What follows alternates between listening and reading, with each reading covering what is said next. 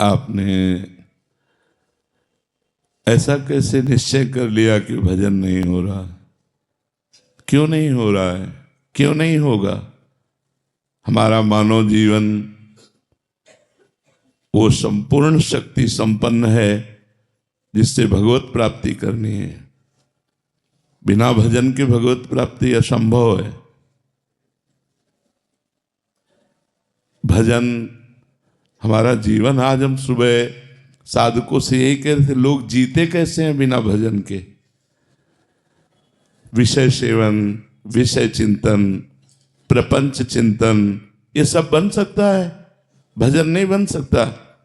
कैसी बात करते हो? प्रयासरत क्यों नहीं हो? इतना क्यों इंद्रिय और मन को प्रोत्साहन दे दिया विषयों के लिए कि वो भजन के लिए ना बोल दिया कि भजन ना बने तो भगवत प्राप्ति के? भजन हमसे प्रयासरत है, वो भजन नहीं होता जो होना चाहिए। ऐसा प्रश्न तो ठीक है, ऐसा प्रश्न कैसे कर दिया कि भजन ना बने? भजन ना बने वाला शब्द क्यों बोला?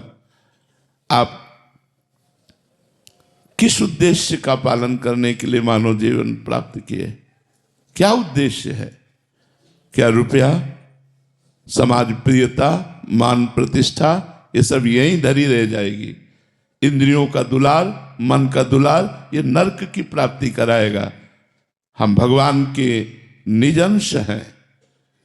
हम भगवान के भक्तों के संग से अपने मन को जबरदस्ती बलात् भजन में लगाएंगे। हम अविनाशी भगवान के अंश हैं, हम क्या नहीं कर सकते? ये कैसे कह दिया कि हम भजन नहीं कर सकते? नहीं, बिल्कुल गलत।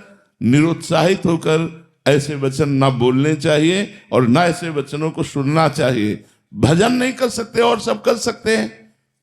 हमारी वाणी है, बोल सकते हैं, तो राम क्यों नहीं बोले? राधा क्यों ना बोले? कृष्ण क्यों ना बोले? मृदु क्यों ना बोले? हितकर क्यों ना बोले? हाथ है तो हम परोपकार क्यों ना करें? पैर है तो हम प्रदक्षिणा क्यों ना करें? हृदय है तो हम भगवान को समर्पित क्यों ना करें? अन्य साधन सब शून्य है। भगवान का नाम जप ही अंक है।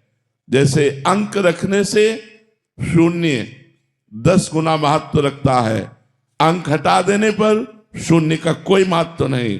ऐसे ही भगवत चिंतन शून्य, हर सत्क्रिया यहां से ब्रह्मलोक तक ले जाएगी, लेकिन ब्रह्मलोक भी नाशवान है। आ ब्रह्म स्तंभ पर्यंतम सर्वम मायामयम जगत सत्यम सत्यम पुनः सत्यम हरे नामयु केवलम। हमें ऐसा नहीं बोलना। आप चूंकि भजन कर रहे हैं, समाज के लिए प्रश्न है, लेकिन बिल्कुल हम इस बात को सुनना नहीं चाहेंगे कि हमसे भजन नहीं होता। भजन होता सिद्धों से है। साधक को जबरदस्ती भजन करना पड़ता है। हम अभ्यास योग युक्तेन चेतसा नान्यगामिना, हम ऐसा अभ्यास इस जन्म में करेंगे, हमारा चित्त भगवान को छोड़कर और कोई चिंतन ही न करे। अभ्यास के द्वारा सब कुछ किया जा सकता है। हम निराश, हताश, उदास ऐसे व्यक्ति नहीं, ऐसे व्यक्तित्व नहीं होना चाहिए। किसी भी स्थिति में, किसी भी कार्य प्रणाली में, किसी भी क्षेत्र में निराशा हमारे अंदर नहीं होनी चाहिए। हमारे अंदर उत्साह होना चाहिए। हम रौंद के फेंक देंगे हर बाधाओं को। हम भगवान के बच्चा हैं, हम अविनाशी परमात्मा के अंश हैं। ऐसा नहीं है कि हम इंद्रियों की विलासिता और मन की भोग विलासिता में ऐसा बोल पड़े कि हमसे भजन होता ही नहीं, भजन के बिना नहीं। भगवान की प्राप्ति के लिए सुलभ मार्ग भजन है। भगवान का जितना चिंतन किया जाएगा उतना ही हम माया से हटकर भगवान के समीप होते जाएंगे। अनन्य चेता सततम यो माम स्मृति नित्य सा तस्याहम सुलभा पार्थ। भगवान उसके लिए सुलभ होते हैं जो नित्य निरंतर भगवान का चिंतन करता है। अपने चित्त को भगवान के चरणों में लगाने में परेशानी क्या है? जब युद्ध जैसा कार्य भगवान का चिंतन करते हो सकता है, तो कौन सा ऐसा कार्य है जो भगवान का चिंतन करते ना हो? हम मुख में भगवान का नाम स्मरण कर रहे हैं मधुर मधुर, और शरीर से हम चेष्टाएं कर रहे हैं, कर्म कर रहे हैं, और वो कर्म भगवान को अर्पित कर रहे हैं। हम नित्य प्रतिक्षण भगवान के नजदीक पहुंच रहे हैं।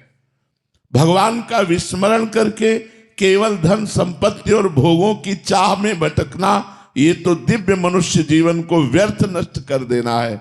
इसलिए सबसे प्रार्थना है, ये शब्द तो आना ही नहीं चाहिए कि भजन के बिना हमारा जीवन किसी कार्य का नहीं है, हम भजन नहीं कर सकते। ये शब्द नहीं आना चाहिए कि भजन नहीं कर सकते।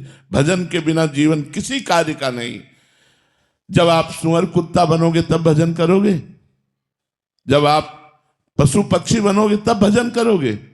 अरे दुर्लभो मानुषो देहो, इतना दुर्लभ मनुष्य शरीर मिला, यदि इस मनुष्य शरीर में अपने प्रभु से प्रेम न कर पाए, प्रभु को रिझा न पाए, तो और क्या है। और प्रभु के प्रेम की प्राप्ति, प्रेम मूल यह नाम है। भगवान का नाम ही प्रेम मूल है। ब्रह्म राम ते नाम बड़ वरदायक वरदान, भगवान से भी बढ़कर भगवान का नाम है।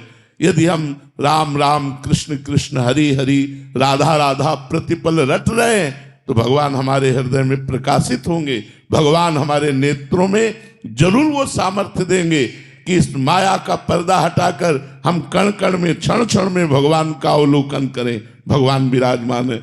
इसलिए ये निरुत्साहित करने वाली बात तो किसी की जबान में नहीं आनी चाहिए। हम प्रयास करेंगे, हो सकता है हमारा प्रयास असफल प्रयास रहे, लेकिन हम फिर प्रयास करेंगे तो 1 2 3 बार 4 बार हम किसी बार तो सफल प्रयास करने वाले बन ही जाएंगे। हमें निराशा बिल्कुल पसंद नहीं।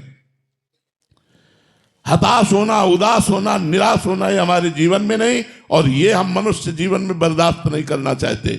आप लोग वहीं परास्त हो रहे हो जहां भगवान का आश्रय नहीं। क्या है, आप विचार करके देखिए, जिसकी दोनों किडनी फेल हो, डायलिसिस हो रहा हो, शरीर भीषण कष्ट से युक्त हो, हम दहाड़ रहे हैं, अभी मृत्यु हो जाए उसकी क्या परवाह। हम भगवान के जन हैं, भगवान के अंश, हम कोई शरीर थोड़ी है। शरीर अगर कष्ट में है तो वो अपनी तरफ बना रहे, हम अपनी तरफ हैं। हमारा जन्म केवल इस बात को लेके बैठ जाए कि हमारी किडनी खराब, हमारा कष्ट है, अब हम कुछ कर नहीं सकते। नहीं, हम हर वो कार्य कर सकते हैं जो स्वस्थ आदमी कर सकता है। हमारे में जोश होना चाहिए, हमारा में संकल्प शक्ति होनी चाहिए। वो तभी होगी जब अध्यात्म से जुड़ोगे। भजन करो, भगवान का नाम स्मरण करो और उत्साहित रहो और वीर पुरुष बनो, कायर पुरुष नहीं। ये मैं नहीं कर सकता, ये हमारी डायरी में नहीं है। अधर्म की बात अलग है, धर्म और सही मार्ग में चलने के लिए ये मैं नहीं कर सकता, ये डायरी में नहीं। हमें जो सतमार्ग में करना है वो हम करेंगे। हम सबसे प्रार्थना करते हैं, आप लोग कायर बनोगे तो ना इस लोक के रह जाओगे ना परलोक के रह जाओगे, और वीर बनोगे तो जो चाहोगे वो प्राप्त कर लोगे। तुम भगवान की संतान हो, महाबली अनंत वैभवशाली हनुमान जी महाराज जिनके चरणों को दुलार करते हैं, उन भगवान के बच्चे हो, उन भगवान के अंश हो। तुम में अपार सामर्थ्य, तुम अपनी शक्ति को जागृत करो और जागृत करके भगवत प्राप्ति करो। जब हम भगवान को अधीन कर सकते हैं भगवान का नाम जप करके, तो और क्या नहीं कर सकते। इसलिए खूब नाम जप करो। जबान हिलाने में क्या जाता है, राधा राधा राधा राधा राधा राधा, इसी से भगवत प्राप्ति हो जाएगी। जो कर्म करो भगवान को समर्पित करो, खूब नाम जप।